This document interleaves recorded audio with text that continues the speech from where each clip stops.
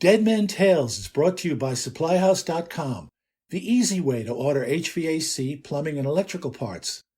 Shop online, find a wide selection of products from industry-leading brands, and get fast delivery anywhere in the U.S.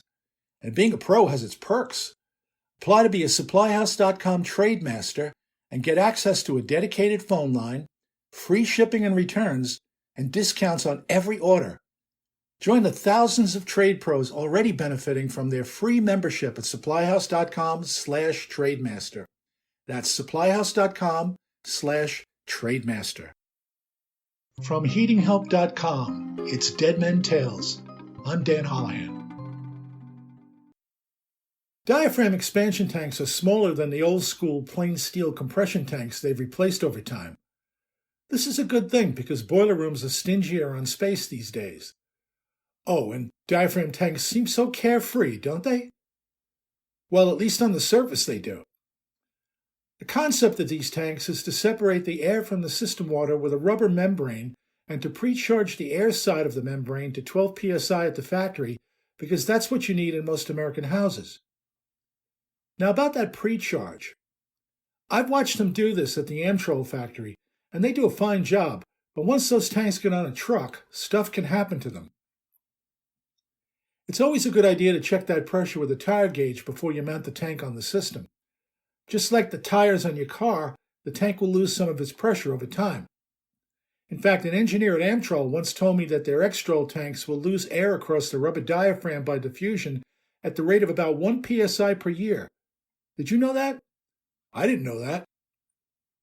Diffusion is what happens when there's more of one sort of a molecule, say nitrogen or oxygen, on one side of a semi-permeable membrane than there is on the other side of that membrane.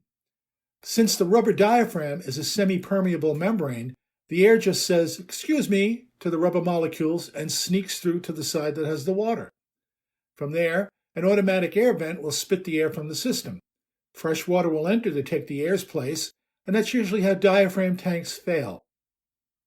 If you don't replace the air that's escaping into the water by diffusion, the expanding water will tear the diaphragm off its anchorage and the boiler relief valve will pop. Now about this semi-permeable membrane business. You may not know what that is, but you sure have seen it in real life, and probably a few days after your kid's birthday party.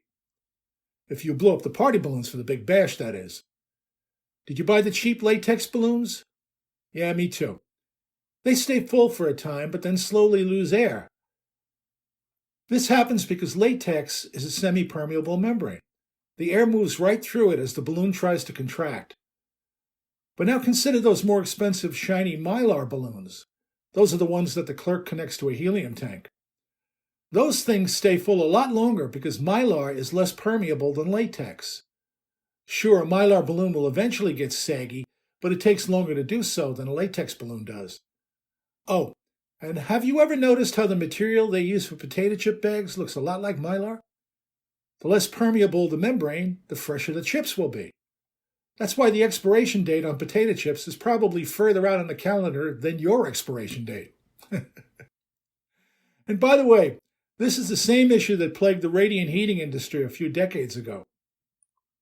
It's why many of the manufacturers of radiant tubing put oxygen diffusion barriers on the outside or sometimes on the inside of the tubing. Without the barrier, air will move through the tubing and attack the steel and iron parts of the hydronic system. Diaphragm tank manufacturers give you a Schrader fitting on their tanks so you can check and, if necessary, pump up the tank to the proper pressure for the job. That pressure needs to be whatever the system fill pressure is, plus a few pounds so you have a positive pressure at the top of the system.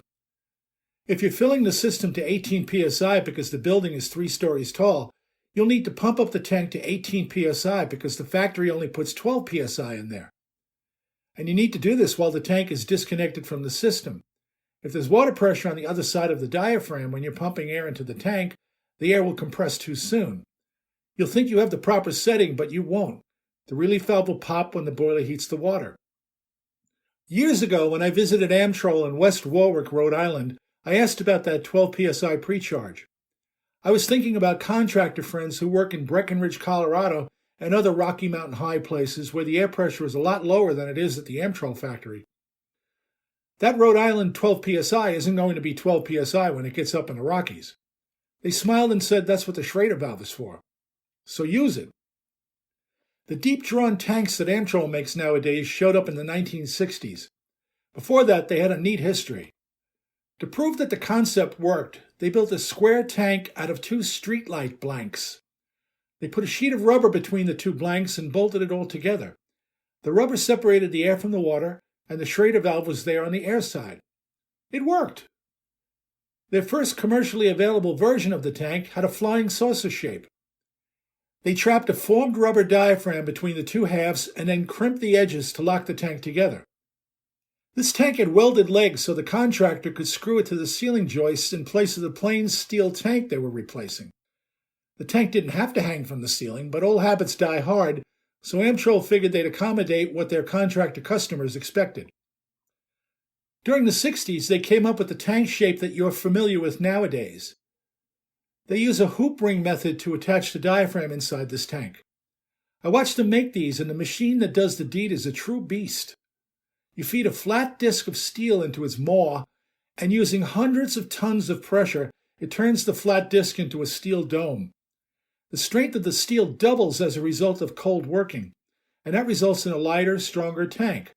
Scared the heck out of me when it punched. It's the Mike Tyson of machines. One of the Amtrol guys told me a fun story about their first cylindrical Extrol tanks. They were using an overstock of baby carriage rims to manufacture their tanks in those days. When the competition arrived and came up with their version of the product, Amtrol bought a few and took them apart to see what was what, as any good competitor would. They found small holes drilled into the competitor's steel hoops. Those guys were mimicking what they thought was a necessary feature, but it was just the spoke holes from the baby carriage rims. Engineers. You gotta love them. The early Extrol tanks didn't have an air valve. To minimize potential leak paths and speed production, Amtrol charged those tanks with a measured chunk of dry ice prior to assembly. At room temperature, the dry ice evaporated and produced a 12 psi charge of carbon dioxide. But then there are places such as Breckenridge, Colorado.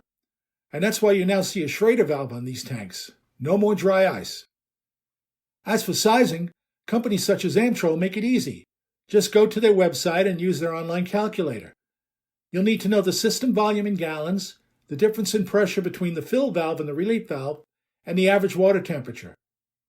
If you're using a fluid other than water, say antifreeze, you'll have to correct for that, but it's easy to do.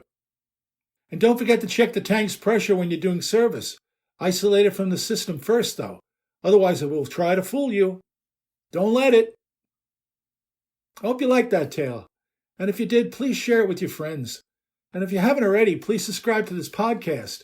I have many more Dead Men tales to share with you, and I'm enjoying our time together. Thanks for being there.